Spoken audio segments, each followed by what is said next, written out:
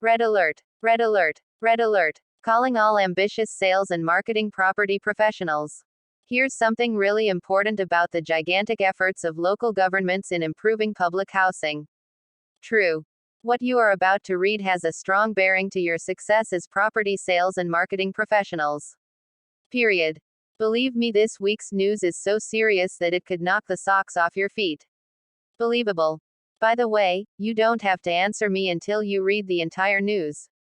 Alright. Here goes. More funds sought for public housing. Johor State Housing Development Corporation has requested an allocation from the Housing and Local Government Ministry (KPKT) for repairs to 20 people's housing projects (PPRs) and Rumah Sewa Kerajan (RSKs) in the state. Johor Housing and Local Government Committee Chairman Datuk Mohd Jafni MD Shakur said repair works for the PPRs will involve replacing street lights and broken pipes, upgrading playgrounds, repairing roofs and repainting buildings. We will also repair manholes and sewage treatment plants, he said, adding that there had been complaints by residents. Some of the PPRs awaiting repairs are PPR Uda Utama, PPR Perling, PPR Desa Mutiara, PPR Sri Stulong, PPR Sri Iskandar, PPR Sesha Indah, PPR Melana Indah Fasa 1 and PPR Melana Indah Fasa 2 in Johor Bahru. The RSKs are in Larkin and Taman Sendana in Johor Bahru as well as Batu Pahat and Kluang. The request was made during a special meeting with Housing and Local Government Minister Datuk Seri Rizal Marakan Naina Marakan at his office in Putrajaya. The state government delegation was led by Johor Menteri Besar Datuk An Hafiz Ghazi, said Mohd Jami. He said the minister gave his word to provide an immediate answer to the state's request. Mohd Jafni said the state had received Rm 13 million from the ministry to repair amenities at PPR Kempas Permai. He explained that out of that amount, Rm 10.3 million was spent on 21 new lifts at all 7 apartment blocks.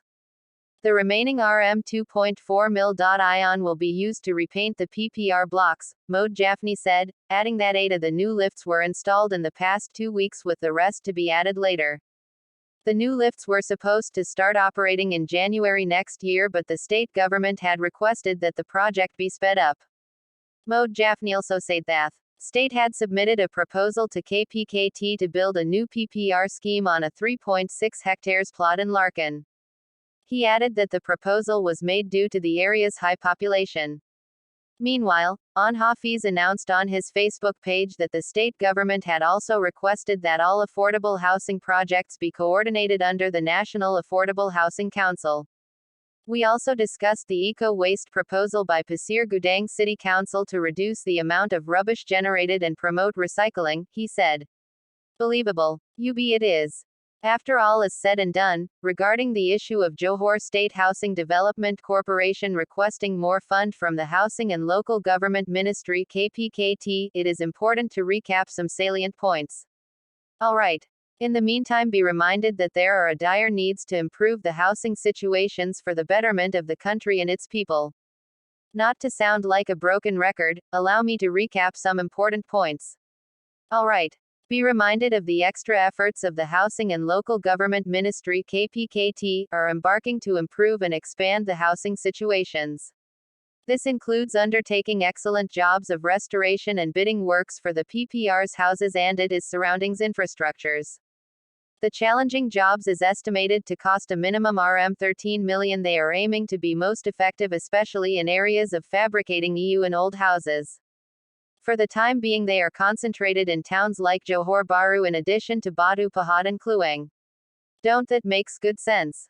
You guess it is. End of newsletter. P.S. Although this is a lengthy sales and marketing property newsletter, yet we want to congratulate you for watching and reading this bulletin completely. Since you already read this news, therefore, you now deserve more forthcoming weekly free chapters of the book, How to Handle All Kind of Sales Objections. Plus, we are eager to know which part of this sales and marketing property newsletter you learned most. Your feedbacks would help each other to be more proficient. Remember, these sharings will continue in YouTube, Facebook, LinkedIn, and of course in our author, trainer and consultant's email, josephsung@gmail.com. Upon request. Alright. Thank you. We hope to meet you next week. Goodbye and best wishes. From me, yours truly, Madam Sophia, the virtual presenter to CTM Joseph, the 22nd of August 2022.